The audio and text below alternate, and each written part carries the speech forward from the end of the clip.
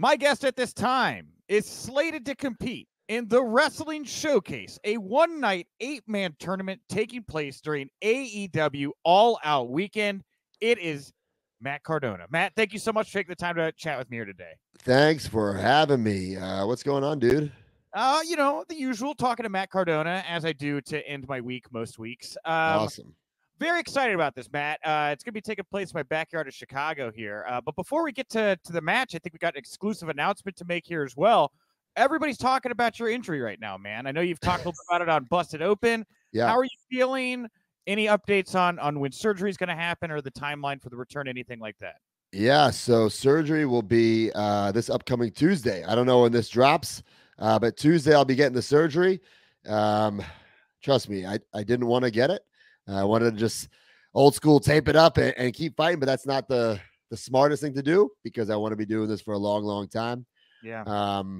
So yeah, I saw a surgeon, 2 different doctors. They all recommended the surgery. So it is what it is. There's no good time to ever get injured, but this definitely is not a good time. But like I said, it is what it is. You know, being the NWA World Heavyweight Champion, AIW, I'm champions.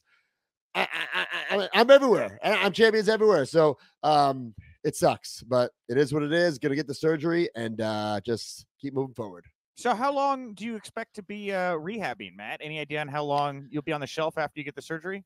So the surgeon said 5 months. Other doctors said 3 months. Other people said 4 months. I'm hoping for 3. That's what I'm shooting for.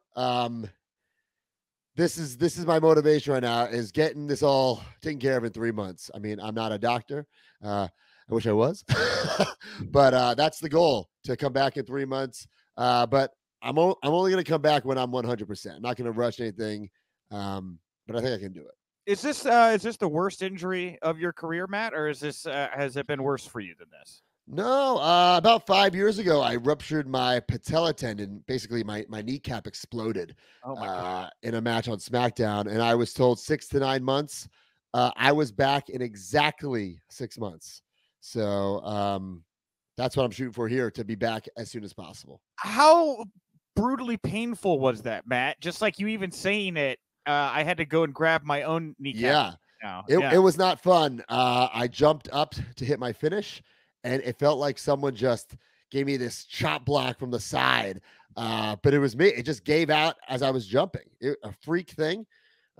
Similar to this injury. If you watch the clip I posted on social media, Blake Christian, that spot monkey, goes for one of his flippity dippity dives. And, you know, it just tears my bicep. You know, it wasn't anything crazy looking, but I felt it right away. How is it for you working with these indie guys? You call them flippy dippy, whatever, Blake Christian. Yeah. How is it for you working? Because, like, you're a seasoned pro. I'm a pro's pro. Yeah, you know. I can work with anybody. I'm like the modern day Bret Hart. You know, I can adjust to any style, you know? Fair enough. Fair enough. Well, hey, talking about styles here, this could be a clash of styles. We'll see. I think we're going to be exclusively announcing, reporting here right now, your opponent for the Wrestling Showcase is going to be somebody that you've been going back and forth with on social media as of late. It's Tatanka, the Native American Tatanka. That's right. How do you feel about being able to step into the ring here with Tatanka? I mean, when I had my figure fed in the early 90s, I always made him lose, and I'm going to make him lose here. You know what I'm saying? Tatanka was never a top guy. He was, you know, he had that shot at the IC title at WrestleMania. Did he win? No. I had a shot at the IC title at WrestleMania. Did I win? Yes, I did. You did. I did. And it's interesting. I guess I'll jump to this right now. A little fun fact as I was doing research here. You guys were both on WrestleMania 32 together. You were, of course, in the ladder match. You went on one. He was in the Andre the Giant Memorial Didn't even have an entrance. No. Didn't even have an entrance. Can you believe that? No. Unbelievable. I mean, if he was, you know, in his head, Tatanka thinks he's this true Hall of Famer. He's not even a Hall of Famer. Come on, man. Maybe he has a Legends deal, but I don't know. Almost everyone has a Legends deal. Teddy Long doesn't have a Legends deal. Teddy Long deserves one. And Teddy Long's a Hall of Famer. He's a Hall of Famer. And that's right. That's right. Yes. Yeah, but Tatanka, he's running his mouth on social media. I don't get it. I mean, his time's over. I will say this. He's in phenomenal shape. He looks great. He could still go in the ring. The Major Wrestling for a podcast, cheap plug. We put on wrestling shows called the FWF Tatanka. Was in action against Brian Myers for FWF 2, available on Fight TV. You can watch the replay right now. Another cheap plug. And he didn't miss a beat. So it's not like this is going to be an easy victory. But even with one arm, I'm going to beat Tatanka. You know what I'm saying? Come on, dude. Like, even with one arm, I'm going to beat Tatanka. I get Haku-like vibes off of Tatanka because he's an abnormally, like, he's a big dude. He's a thick man, very big, thick man. And what kid did not do the spinning tomahawk chop to one of their friends as a kid? I mean, come on. Listen. I tried to be a Tatanka fan. I had the foam tomahawk. I had the Hasbros. But then, he disappointed us all. Where did he go? He just left forever and just came back for that WrestleMania. Didn't even get an entrance. So he came back. He had like an 18-month run. That's right. Remember? He did come back. You're right. Remember? And they did that. They tried to do like a gritty reboot where they took. You're right. Back. He got a Jax figure out of it. You're right. Oh, did he? Okay, you would know.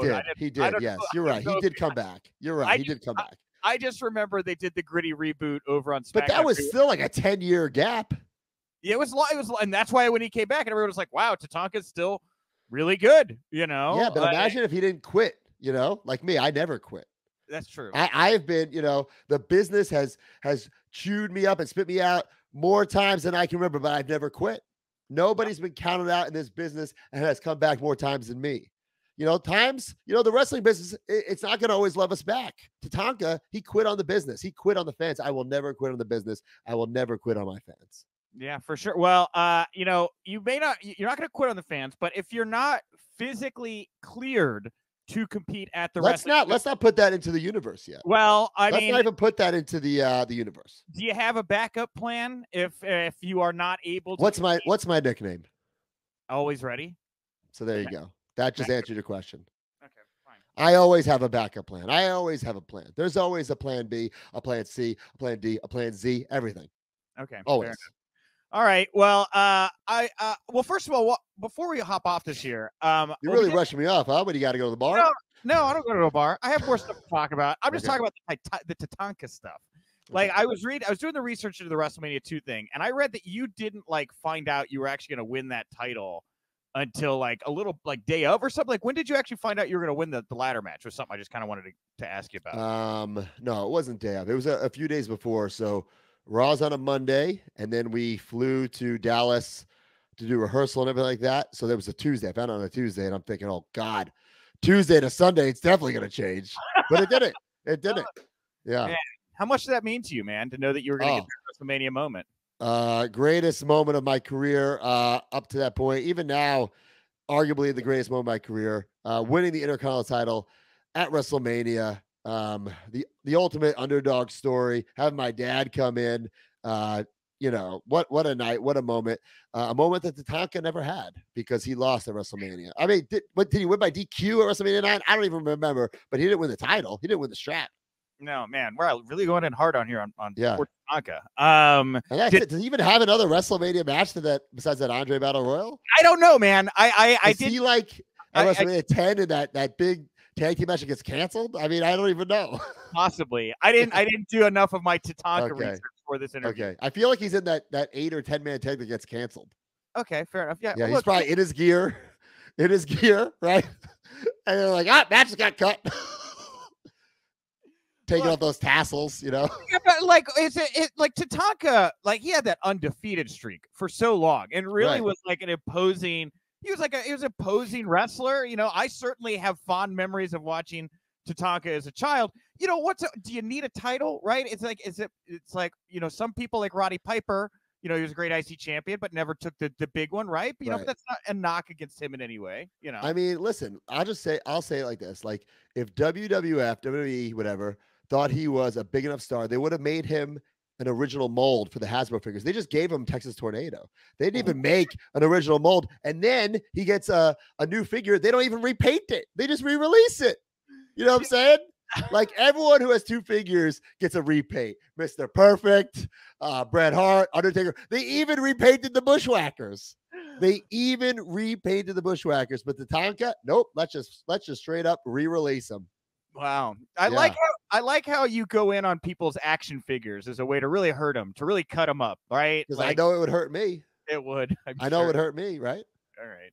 The truth hurts. I wanted to ask you about a couple buzzy topics, Matt. You're a very smart man. Here comes the clickbait stuff. Yeah, for sure. Yeah. What do you think about MJF? What do you think about what's going on right now over at AEW? Would you be? Let me rephrase this.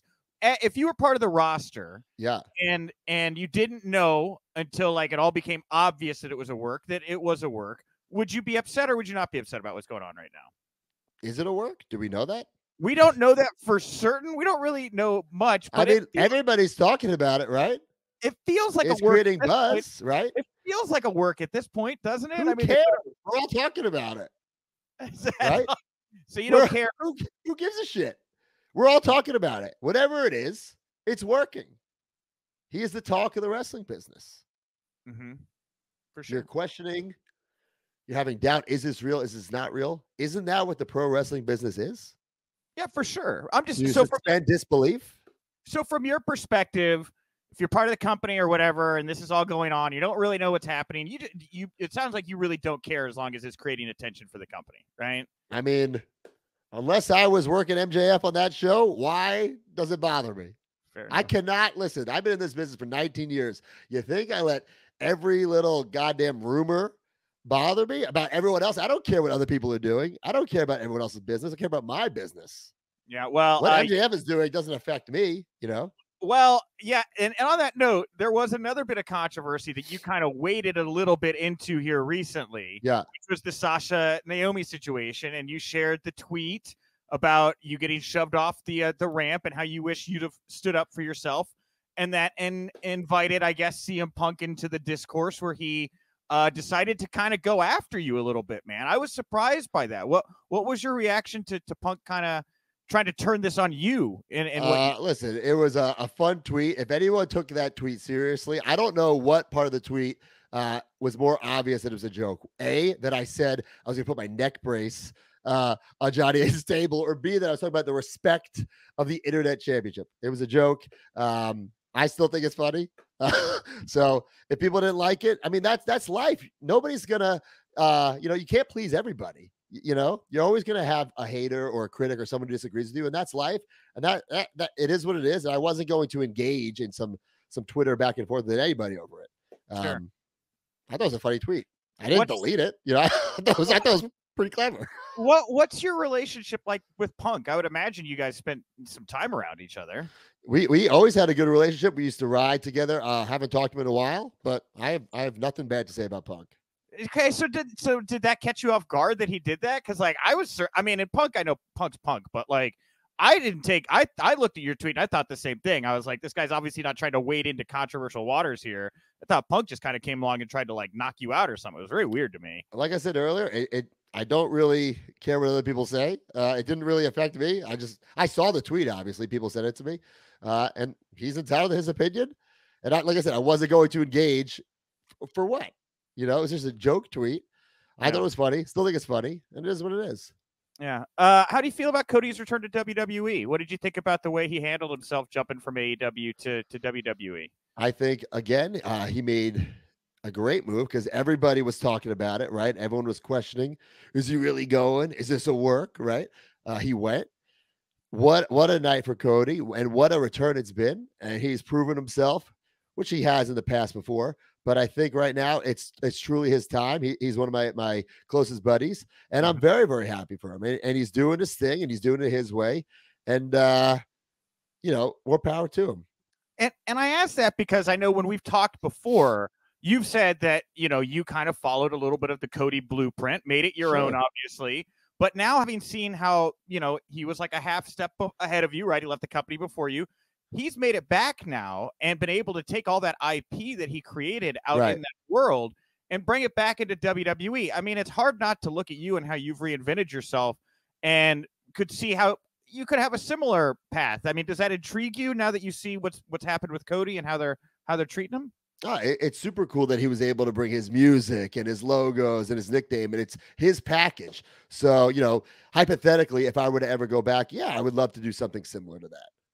Yeah, for sure. I mean, does it make you feel like there's more of a possibility of that now, seeing what happened with Cody, or no? I mean, I've said it from the moment I got released. I'm not trying to get back to WWE. I'm not doing anything to get back there, but I would I'd be lying if I said I never wanted to wrestle at MSG or I never wanted to have another WrestleMania match. Of course, I'd be lying. So if Vince right now or Bruce Pritchard or Johnny Ace called me, of course I'd have a conversation. But I'm in no rush to get back there just to say I'm back. There would have to be some sort of purpose for me to go back. Yeah, like, you know, winning the world championship in your father. Right? Like, I mean, because right now, I mean, I'm happy. Well, besides this goddamn injury, I'm having the run of my career, the most fun, making the most money. I'm loving it. I'm my own boss. I got the Major Wrestler podcast. I'm super busy. Even this summer with these bookings that I have to postpone or cancel, I'm still super busy doing, you know, conventions or autograph signings or Major Wrestler podcast stuff. So I'm having the time of my life. So for me to go back there and give up that freedom, it would have to be worth it. Yeah, dude. I mean, you're the NWA World's Heavyweight Champion, right? I mean, that's a very prestigious title. I am the NWA World's Heavyweight Champion. The pay-per-view next week is named Always Ready after me. Right. So I'm having so much fun, whether it be at NWA, Impact, GCW, random indies all over the place winning titles. It's been so much fun. Unfortunately, this injury came at a horrible time. But like I said earlier, there's no good time to get injured. But I'm gonna make the best of it. How is it working with Billy Corgan? Do you feel you two are creatively aligned? Do you guys see the business the same way, or do you?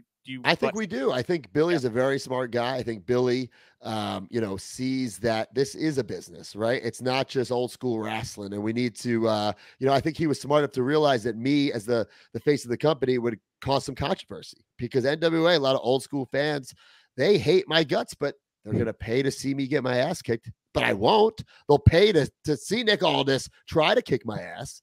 And a lot of the boys in the back don't like me there. They don't like the things I'm saying about NWA, but what they don't realize is I'm not hating on NWA. I want to make it better. I want to improve NWA. Now you're starting to sound like MJF. Now I'm starting to hear very similar things. Well, like, I mean, we're both from Long Island, you know, so I don't know. Maybe it's in the Long Island water. I don't know. It's, you know, he's not here to bury AEW, but he just wants to point out a few things he thinks are probably wrong with the I get it. Maybe it is a Long Island thing. It might be a Long Island thing. That's right. All right, fine. Hey, you guys are ready? You want to tag with MJF one day? You think you guys be a good duo there? A couple Long Island. I would tag with MJF for a one-off. Sure, why not? For a one-off? No, okay. I'm not a big tag. Listen, I do the major players with Brian Myers. I'm not looking to do any other tag team stuff. Okay, fine, fair enough. Well, Matt, I want to thank you as always for taking the time to chat with me. Wrestling Showcase again, all out weekend. Tatanka, and I get it, right? You seem to have something in your craw about Tatanka. I again, big Tatanka fan. I look forward to the collision. I thought that Tatanka was awesome growing up. No, listen, he can still go. Like I said, looks like $1 million. I don't know if he's mad at me that Hasbro just gave him a repaint and then a re-release. I don't. It's not my fault. I was a kid back then. I was a kid. I know I make my own action figures now at the Major Wrestler podcast, but like for him to think that it was my decision back in 93, 94 to just give him Texas Tornado's body and then just re-release him, that wasn't the Tonka. That wasn't my fault. I would have given you a new mold. I don't know why he hates me for that. Anything you want to put over here before we wrap up today, Matt? Oh man, just follow me everywhere. NWA Always Ready. This Saturday night, I will be there. Not sure what I'm doing. I won't be wrestling. I'll tell you that. Spoiler: I won't be wrestling, but I will be there. It's my pay-per-view. It's my pay-per-view. You know, Shawn Michaels had D Generation X. The Rock had Rock Bottom, and now Matt Cardona has Always Ready. I mean, it's historic. It truly is.